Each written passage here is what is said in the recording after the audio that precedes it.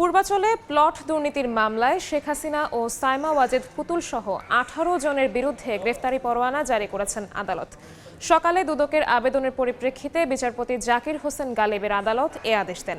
মামলার বাকি আসামিরা হলেন সাবেক গৃহায়ন ও গণপূর্ত প্রতিমন্ত্রী শরীফ আহমেদ, সাবেক প্রধানমন্ত্রীর একান্ত সচিব মোহাম্মদ সালাউদ্দিন ও গৃহায়ন ও গণপূর্ত মন্ত্রণালয় এবং রাজুকের কর্মকর্তা।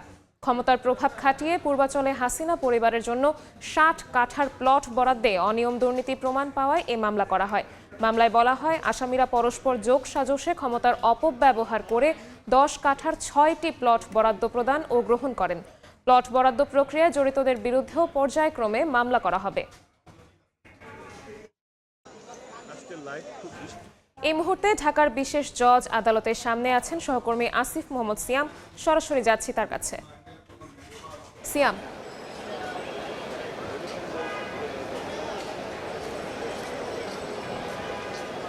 রাজুকের প্লট দুর্নীতির মামলায় দুদকের কয়েকটি মামলায় শেখ হাসিনা সহ সাইমা ওয়াজেদ পুতুল সহ মোট 18 জনের বিরুদ্ধে কিছুক্ষণ আগে গ্রেফতারি পরোয়ানা জারি করা হয়েছে। সিনিয়র বিশেষ জজ আদালতের এই আদেশ দেন, যেহেতু শেখ হাসিনা এবং সাইমা ওয়াজেদ পুতুল পলাতক আছেন দেশের বাইরে, সেহেতু তাদের নামে এই গ্রেফতারি পরোয়ানা জারি করা হয়েছে। আমরা মামলার আবেদন থেকে যতটুকু জানতে পেরেছি যে পূর্বাচল নতুন শহর প্রকল্পে সাইমা ওয়াজেদ জয়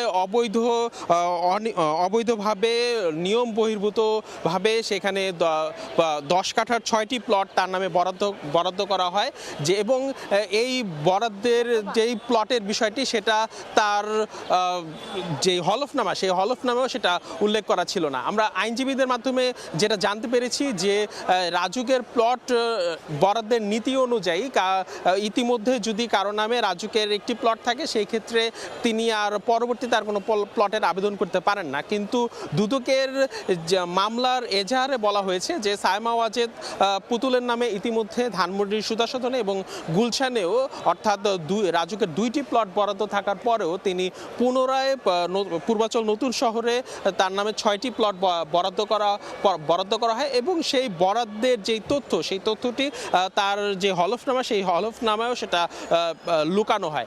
তো সেই জন্য দুদক এই 18 জনকে আসামি করে আদালতে মামলা করেন এবং সেই মামলার প্রেক্ষিতে যেহেতু আসামিরা দেশের বাইরে, মূল আসামি শেখ হাসিনা এবং সাইমা ওয়াজেদ পুতুল যেহেতু পলাতক আছেন, সেজন্য তাদের বিরুদ্ধে আজকে গ্রেফতারি পরোয়ানা জারি করা হয়। তো এই দুদকের এই মামলার ব্যাপারে এই ছিল আমার কাছে সর্বশেষ। সরাসরি যুক্ত ছিলাম মহানগর দায়রা জজ কোর্টে সহকর্মী আসিফ মোহাম্মদ সিয়ামের সঙ্গে।